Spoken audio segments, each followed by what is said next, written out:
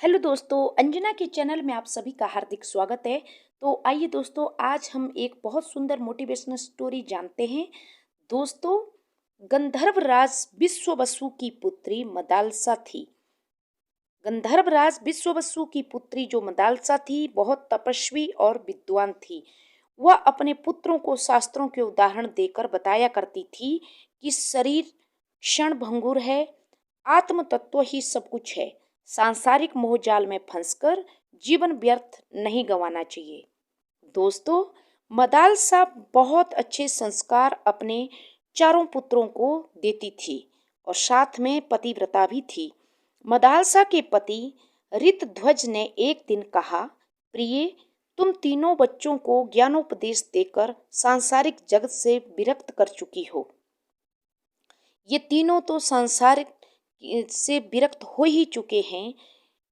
ये तो साधु सन्यासी का अब जीवन व्यतीत करेंगे। हमारा ये जो चौथा पुत्र है प्रिय, तुम इस चौथे पुत्र अलर्क को राजधर्म का उपदेश दो ताकि वह हमारे वंश को आगे बढ़ा सके। ऋतुध्वज को ये चिंता होने लगी कि मदालसा ने तीनों बच्चों को तो बना दिया संसार से विरक्त, लेकिन हमारे वंश को आगे कौन बढ़ाएगा। तो जो उनका चौथा पुत्र अलर्क था, उसको उन्होंने मदालसा से विनम्र निवेदन किया कि वे उसको राजधर्म का उपदेश दें ताकि वो आगे वंश वृद्धि करे और अपने राजपाट को संभाल सके। मदालसा ने अलर्क को दोस्तों आदर्श राजधर्म की शिक्षा देनी शुरू की। एक दिन मदालसा ने कहा, पुत्र, हम पशु पक्षियों के जीवन से कुछ सीख सकते हैं। कौवे से हम आलस्य रहित रहने की शिक्षा ले सकते हैं। भौरों से रसग्राही और मृग से सदा चौकन्ना रहने की सीख लेनी चाहिए। और जैसे सर्प फन फैलाकर अपनी रक्षा के लिए दूसरों को डराता है, उसी प्रकार राजा को चाहिए कि शत्रु को डराकर आतंकित रखना चाहिए। और जो कोई राजधर्म को जानने वाला होता है, उसके साथ विनम्रता पूर्वक व्यवहार रखना चाहिए। राजा को हंस के समान और निरक्षीर विवेकी होना चाहिए। ये सब कहा दोस्तों मदालसा ने अपने पुत्र अलर्क से।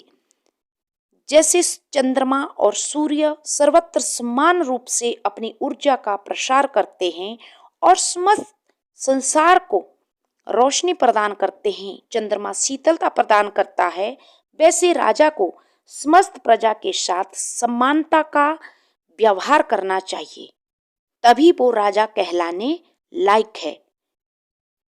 जैसे घर में कोई एक बड़ा बुजुर्ग होता है तो उसको भी चाहिए कि अपने बच्चों को समान रूप से प्रेम करे।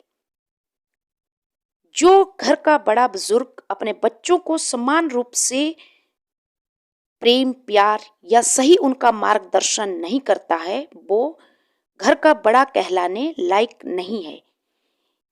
जो प्रजा के हित और कल्याण को सर्वोपरि मानता है, वही राजा विशेष होता है। तो ये मदालसा अपने पुत्र अलर्क को दोस्तों राजधर्म की सीख देने लगी।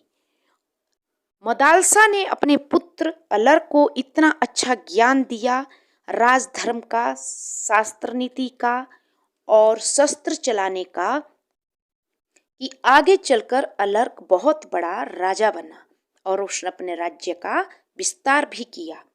कहते हैं दोस्तों, मदालसा जैसी माँ जिस बेटे की होगी, उस बेटे की तरक्की तो निश्चित ही होगी, क्योंकि मदालसा ने अपने पुत्र को बहुत अच्छे संस्कार दिए थे। आगे चलकर अलर्क बहुत ही सम्मान युक्त राजा बना और उसके राज में प्रजा बहुत सुखी रही।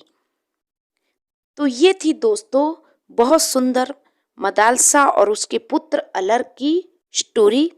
आशा करती हूँ आप सबको पसंद आई होगी। तो please subscribe me my channel. Thank you.